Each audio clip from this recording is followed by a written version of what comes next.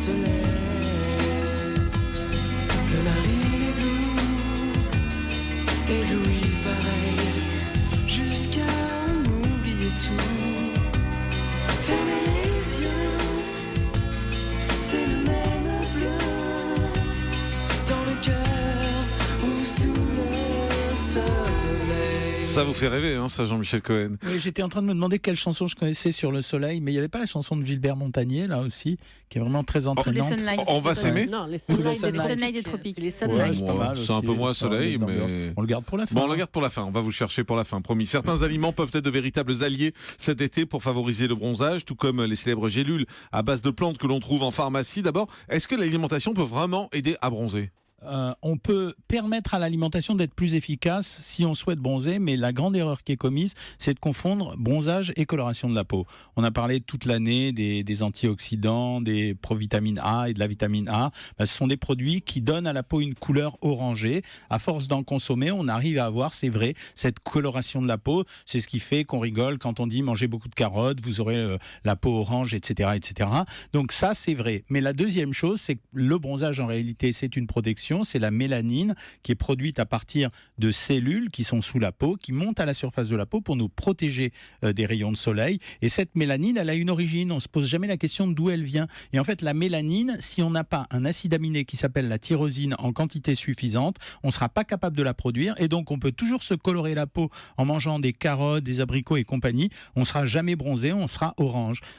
Donc il faut manger des carottes ou pas? Alors, on peut manger des carottes. Moi, je dirais qu'on peut manger tous les produits qui contiennent la provitamine A avant d'aller au soleil pour commencer à donner à la peau une coloration orangée. C'est en fait en quelque sorte pour tromper un peu le monde avant de démarrer vraiment le bronzage. Mais ça veut dire quoi? C'est tous les produits rouges en fait? Alors ça sera quasiment, je vais vous donner la liste très exacte. Les premiers c'est les carottes et ensuite c'est ce qu'on a dit. Chaque fois qu'il y a une couleur orangée ou rouge à un produit, il contient de la vitamine A. Donc c'est les carottes, c'est les abricots, sont les fraises, ce sont les cerises. Pas vous et moi Jean-Marc parce que c'est très calorique. C'est l'huile d'olive, pas vous et moi Jean-Marc parce que c'est très calorique.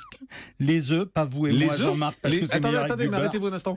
Les œufs c'est très riche en vitamine A Jean-Marc. Oui, mais c'est très peu calorique. C'est 80 calories par œuf, mais nous on les mange par 12 Gérald. Mais manger des œufs, ça aide à avoir bonne mine. Bien sûr, oui, c'est un très très beau produit l'œuf. On l'a rappelé sans arrêt, c'est de la vitamine A, de la vitamine D, de la vitamine E, une protéine de très très bonne qualité. Et on va voir justement que c'est dans l'œuf, par exemple, qu'on va trouver cet acide aminé, la tyrosine, à partir duquel est fabriquée la mélanine. C'est dans le jaune. C'est dans le jaune de l'œuf. Bien sûr, le blanc n'est que de l'albumine. Et on peut boire beaucoup d'eau si on veut pour hydrater. Mais ça fait partie des conseils de base cosmétiques. Buvez beaucoup pour hydrater la peau. On l'a tellement entendu que finalement, ça nous saoule alors que c'est pas de l'alcool. Mais les fameuses gélules, alors on voit des pubs partout en ce moment. Ça pilule, ça ces commence gélules. à devenir mieux qu'avant. Avant, c'était quand même des produits qui étaient incitatifs au bronzage. On disait que ça préparait au bronzage. C'était souvent des antioxydants. C'était souvent de la vitamine A. Et c'était ça, préparer le bronzage. C'était finalement commencer à donner une coloration orangée à la peau sans préparer pour autant le bronzage. Maintenant, apparemment, il y a certains laboratoires qui commencent à fabriquer des précurseurs de la mélanine qu'on retrouve dans ces gélules et qui aideraient peut-être, probablement composés à partir de tyrosine, à améliorer le bronzage des gens. Mais est-ce que ça marche? Alors, je les ai pas testés cette année, et puis vu ma peau, si vous voulez, je prends rien, je suis assez économe de ce côté-là, mais je crois que les gens, enfin les femmes qui utilisent ce type de produit et les cosmétologues recommandent d'en prendre un peu avant les vacances. Je crois qu'il faut démarrer la cure 3 semaines, 1 mois avant de commencer la mise sous le soleil. Mais en fait, ça trompe simplement les gens, c'est-à-dire que ça donne de la couleur à la peau, mais ça protège pas du soleil. Exactement, ça protège pas du soleil, car le bronzage, c'est une façon de protéger du soleil. Donc la coloration pigmentée de la peau, c'est une façon de lutter contre les effets néfastes du soleil. Donc c'est une façon de tromper. Qu'on peut tromper également en utilisant, c'est ce que font les femmes pendant l'hiver et certains hommes, c'est en utilisant les autobronzants, c'est-à-dire en colorant la peau de façon factice, on se peint la peau et on a une coloration orangée. Les autobronzants, par exemple, il n'y a pas de risque? Non, je ne crois pas qu'il y ait de risque à ce jour répertorié avec les autobronzants. Le seul risque, il y a eu à un moment donné, si vous vous souvenez, ces cabines autobronzantes, c'est-à-dire que en fait c'était comme chez les garagistes, on rentrait, on se faisait peindre la peau, c'était génial. Il y en avait un bout qui n'était pas fait, alors c'était encore plus rigolo quand on sortait.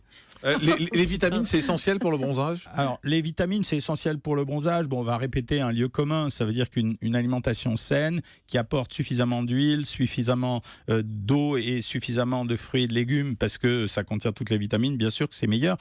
Juste pour compléter ça, je rappelle que les produits les plus riches en tyrosine, dans l'ordre, ça sera les œufs, le soja, le fromage, le sésame et les mollusques. Alors ça tombe bien, les mollusques, c'est la période de l'année où on va manger beaucoup de ces produits-là parce que c'est les produits de la mer, qu'on est au bord de la mer. Les fromages, c'est un peu plus compliqué, mais l'huile de sésame, on n'en parle jamais assez et finalement c'est un très bon produit, y compris pour la bonzette. Et le soja et les œufs, a priori, on en mange régulièrement. Est-ce que c'est vrai qu'il faut faire le plein de vitamines C et E quand on va au soleil ? Il n'y a pas de carence en vitamine C en France, il en faut 100 mg environ par jour et il faut rappeler qu'un produit comme l'orange en contient 50 mg pour 100 g, qu'une orange fait 150 g, donc avec une orange par jour, on a son taux de vitamine C. La vitamine A, oui, il faudrait peut-être la compléter un peu plus souvent parce qu'on a tendance ces derniers temps à diminuer les quantités de matières grasses absorbées. C'est une vitamine liposoluble, on la trouve dans les graisses et comme les gens mangent de moins en moins de graisse, c'est vrai que ça serait intéressant de compléter un peu en vitamine A. Et la E ? Parce qu'on dit qu'on a des carences en E aussi, non ? Oui, alors les carences en E, c'est l'huile de tournesol qui contient de la vitamine E. Alors, les amandes, les noisettes et tout ça, non ? Oui, l'huile de tournesol particulièrement parce que c'est une huile qui est plus commode à consommer quand même que manger des amandes à longueur de journée. La vitamine E, elle est extrêmement importante, on en parle moins que la vitamine D. C'est une vitamine qui joue énormément dans l'immunité et qui joue également dans les principes, dans les procédés de coagulation. Donc c'est vrai qu'on a tendance à la compléter. Alors il ne faut pas en abuser puisqu'il y a eu des effets relatés sur le croisement entre la vitamine E et certaines vitamines qui pourraient déclencher des maladies plutôt dangereuses. Merci, docteur Jean-Michel Cohen. On a votre chanson. Merci. Voilà, je suis content.